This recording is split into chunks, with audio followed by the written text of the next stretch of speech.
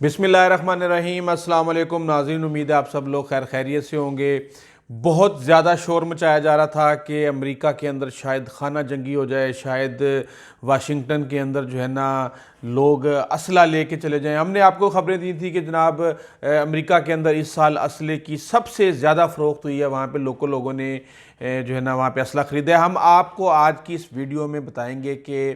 اس وقت جب میں یہ ویڈیو بنا رہا ہوں تو بائیڈن سائن کر رہے ہیں ان سب چیزوں پہ جو انہوں نے 15 سے 20 اقدام انہوں نے چوز کیے ہوئے تھے کہ وہ آتے ہی ٹرمپ کے جو ایک طرح سے ان کا جو کہتے ہیں تاریخ کا جو صفحہ ہے انہوں نے کہا کہ ہم ان کو پلٹا دیں گے، اس کے اوپر بات کریں گے۔ آپ کو بتائیں گے کہ بائیڈن کی زندگی کتنی دکھوں سے بھری ہوئی ہے، کیا ان کی زندگی تھی، اور بائیڈن اور پاکستان کا کیا رشتہ ہے، اور ٹرمپ جاتے جاتے کیا کمال کر گئے ہیں، اس کے اوپر بھی روشنی ڈالیں گے۔ سب سے پہلے میں آپ کو بتاؤں کہ امریکہ کے اندر تبدیلی آ گئی ہے، اور تبدیلی یہ ہے کہ تاریخ میں پہلی دفعہ ایک ایشین اور افریقن نژاد کمیلا ہارس جو ہیں وہ نائب صدر بن گئی ہیں۔ آپ کو پتہ ہے اس سے پہلے ہیلری کلنٹن نے صدر کے لیے الیکشن لڑا تھا لیکن وہ کامیاب نہیں، کیونکہ آج تک امریکہ کی تاریخ میں کوئی صدر یا نائب صدر خاتون نہیں بن سکی ہیں۔ بہرحال یہ ایک بڑی تبدیلی آئی ہے۔ بائیڈن کے بارے میں آپ کو بتا دوں کہ 78 سال کے بائیڈن ہیں، جو کہ امریکہ کی تاریخ کے سب سے معمر ترین صدر ہیں، اور انہوں نے اپنا جب سیاست کا آغاز کیا تھا تو 1972 میں انہوں نے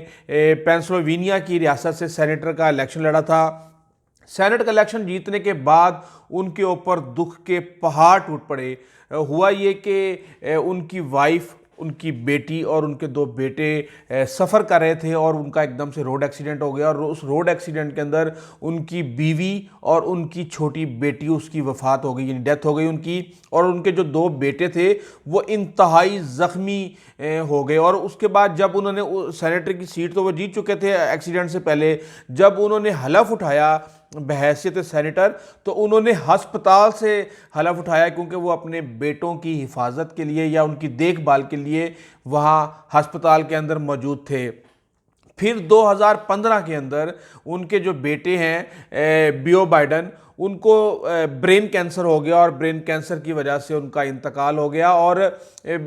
وہ ان کا فیوچر بڑا برائٹ تھا ان کے بیٹے کا، اور وہ ریاستی گورنر کے عہدے کے لیے الیکشن لڑنے جا رہے تھے، اور اس صدمے کو کہا ہی جاتا ہے کہ بائیڈن کے لیے یہ بہت بڑا صدمہ تھا۔ لیکن پھر جتنے بھی ڈیموکریٹ تھے انہوں نے بائیڈن کے ساتھ مل کے بائیڈن کو کہا کہ آپ کی زندگی کا مقصد آپ کے ووٹرز کی لائف کو بہتر بنانا ہے، اور اس کے بعد پھر بائیڈن نے دوبارہ ایک عزم لیا اور وہ سیاست کے اندر ایکٹیو ہوئے۔ آپ کو پتہ ہے کہ اوباما کے وہ نائب صدر رہ چکے ہیں، اور کہا یہ جاتا ہے کہ جتنی بھی اوباما کی پالیسیاں شاید ان کی جھلک بائیڈن کے دور اقتدار میں نظر آئے۔ بائیڈن جب امریکہ کے نائب صدر تھے تو اس سے پہلے بھی بحیثیت سینیٹر انہوں نے پاکستان کے کئی دورے کیے ہیں، اور جو پاکستان کے سیاستدانوں اور جرنیلوں سے ان کے ڈائریکٹ رابطے تھے، اور وہ سول ملٹری جو طاقت کا جو عدم توازن ہے پاکستان کے اندر، اس کو وہ بڑے اچھے طریقے سے سمجھتے ہیں، اور وہ پاکستان کے اندر جمہوریت کو سپورٹ کرنے کے حامی ہیں، یہاں پہ عدلیہ کی آزادی کے حامی ہیں، اور وہ خاص طور پہ جو دہشت گرد تنظیمیں ہیں ان کے بہت زیادہ خلاف ہیں۔ آپ کو یاد ہوگا کہ کیری لاگر بل آیا تھا 2008 کے اندر، جس کی ہماری جو ادارے ہیں انہوں نے بڑی مخالفت کی تھی، جس کے بعد وہ متنازع ہو گیا تھا۔ تو یہ کیری لاگر بل سے پہلے یہ بائیڈن کیری بل تھا، اور یہ بائیڈن نے خود کیری کے ساتھ مل کے بنایا تھا، اور اس کے بعد یہ جب نائب صدر بن گئے تو اس کے بعد پھر یہ کیری لاگر بل بن گیا۔ اور اس کے بعد یہ ہے کہ ان کے جو مین ایکشنز کہا یہ جا رہا ہے کہ یہ آتے جو مین تبدیلیاں کریں گی ٹرمپ کے حوالے سے، اس کے اندر سب سے بڑی تبدیلی تو یہ ہے کہ یہ کلائمیٹ چینج کے حوالے سے یہ ایکٹیو ہوں گے، اور جتنے بھی کلائمیٹ چینج کے جو معاہدے ہیں، جو اس طرح کی چیزیں چل رہی ہیں، امریکہ ان کا حصہ بنے گا۔ پہلے ٹرمپ نے اپنے آپ کو یعنی امریکہ کو ان تمام چیزوں سے الگ کر لیا تھا۔ ہیلتھ کیئر، آپ کو یاد ہوگا کہ اوباما کی ہیلتھ کیئر کے حوالے سے اس وقت بہت چرچے تھے، اور ٹرمپ نے آ کے اس کو ذرا ہلا دیا تھا اور بڑی تنقید کی تھی اوباما کے اوپر۔ لیکن یہ ہے کہ اب ہیلتھ کے حوالے سے خاص طور پہ اہم اقدام لینے جا رہے ہیں بائیڈن۔ اور امیگریشن، آپ کو پتہ ہے کہ جتنے بھی مسلم اکثریتی ممالک تھے وہاں سے امریکہ آنے کے جو امیگریشن کا جو پروسیس تھا، ٹرمپ نے اس کو روک دیا تھا، اس کو بھی ختم کرنے جا رہے ہیں، اور یہ شاید آج وہ کر دیں۔ اس کے علاوہ کووڈ کے حوالے سے بڑی ہنگامی اقدامات وہ اٹھانے جا رہے ہیں، اور ریس ازم کے حوالے سے بھی آج وہ ایک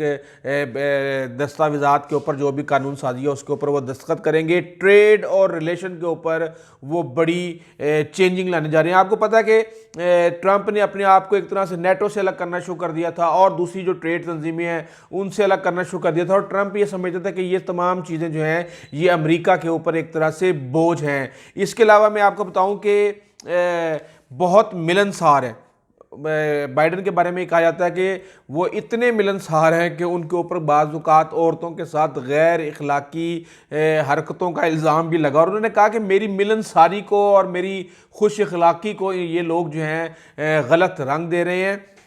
خارجہ امور کے ماہر ہیں، اور اس کی وجہ یہی وجہ ہے کہ تقریباً 3 دفعہ یہ خارجہ امور کمیٹی کے چیئرمین رہ چکے ہیں امریکن سینٹ کے اندر، اور مل کے کام کرنے کے یہ عادی ہیں، اور ان کا ایک طرح سے یہ اصول ہے کہ طاقت نہیں سفارت کاری سے جو ہے نا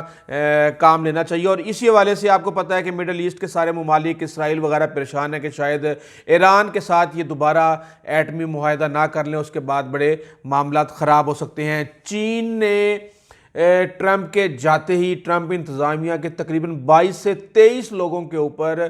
پابندیاں لگا دی ہیں، اور پابندیاں بھی ایسی ہیں کہ وہ ہانگ کانگ نہیں آ سکتے، وہ چائنا نہیں آ سکتے، وہ مکاؤ نہیں آ سکتے، اور اس طریقے سے آنے والے دنوں میں بھی یہ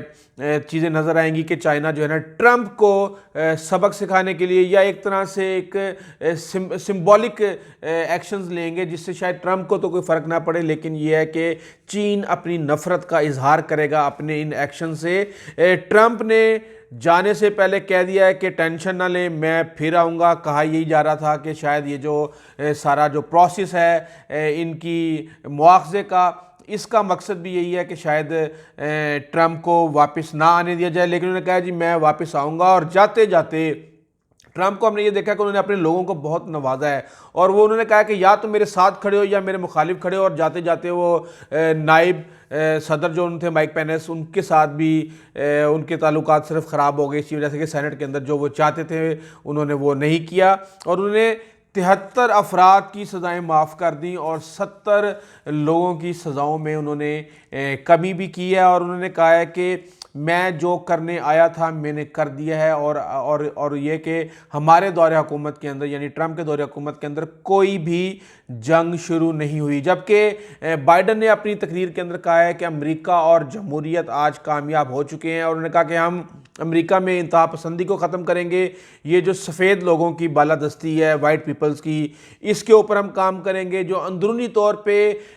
سیاسی انتہا پسندی اور جو دہشت گردی ہے اس کے اوپر بھی ہم کام کریں گے، اور انہوں نے کہا کہ ہم نے ان کو شکست دینی ہے۔ انہوں نے کہا جی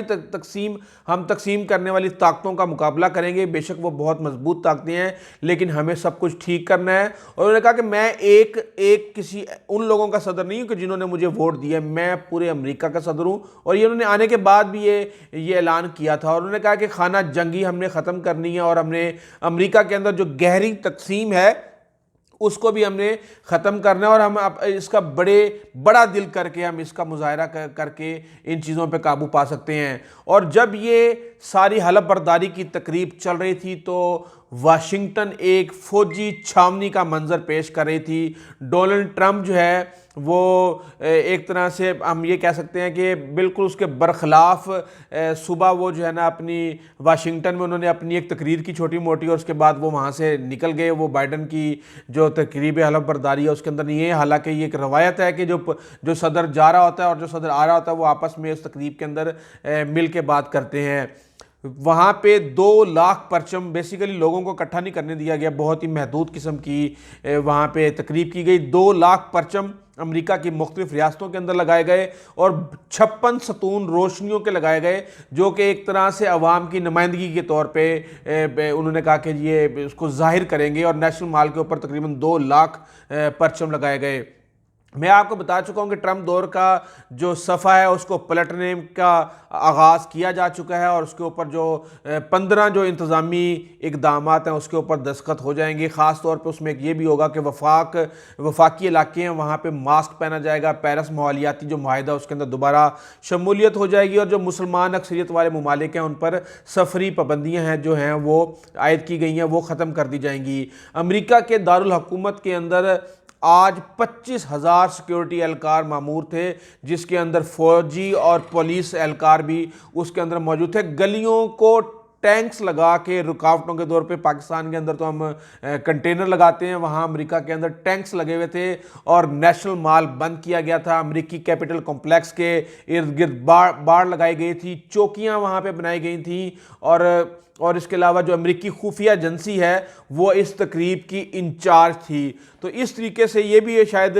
अमेरिका की तारीख में शायद एक आध दफ़ा ही पहले हुआ है, इससे पहले कि इतनी ज़्यादा सख्ती के अंदर। बल्कि इससे पहले तो ये भी कहा जा रहा था कि बाइडन को कहा गया था कि आपके इन हाउस जाके ये सारी तकरीब कर लें, लेकिन उन्होंने कहा नहीं, मैं बाहर ही करूँगा, लेकिन कोशिश ये की जाए कि लिमिटेड हो और कोरोना से के हवाले से जो SOPs है उनके ऊपर अमल करते हुए डिस्टेंस के साथ हम इन चीज़ों को कंप्लीट कर लें, और वो हो गया है। आप देखते हैं आने वाले दिनों में बाइडन पूरी दुनिया के लिए, जाहिर सी बात है अमेरिका के इक़दामात पूरी दुनिया पर असरअंदाज होते हैं, और बाइडन अब जाहिर सी बात है अमेरिका की पॉलिसी को चेंज करेंगे जो 4 साल चलेगी। देखते हैं वो क्या क्या और इक़दामात उठाते हैं और दुनिया को क्या क्या सरप्राइज़ देते हैं। इस हवाले से जो भी लेटेस्ट अपडेट होगी इंशाल्लाह हम आपको अपडेट करते रहेंगे। अगर आपको हमारी वीडियो अच्छी लगी है तो प्लीज़ आप हमारे चैनल को सब्सक्राइब कीजिएगा, बेल आइकन को प्रेस कीजिएगा। अपने दोस्तों ज़कारा बर हमसायों का खास ख्याल रखिएगा। आइंदा तक इजाज़त दीजिए। अल्लाह हाफिज़।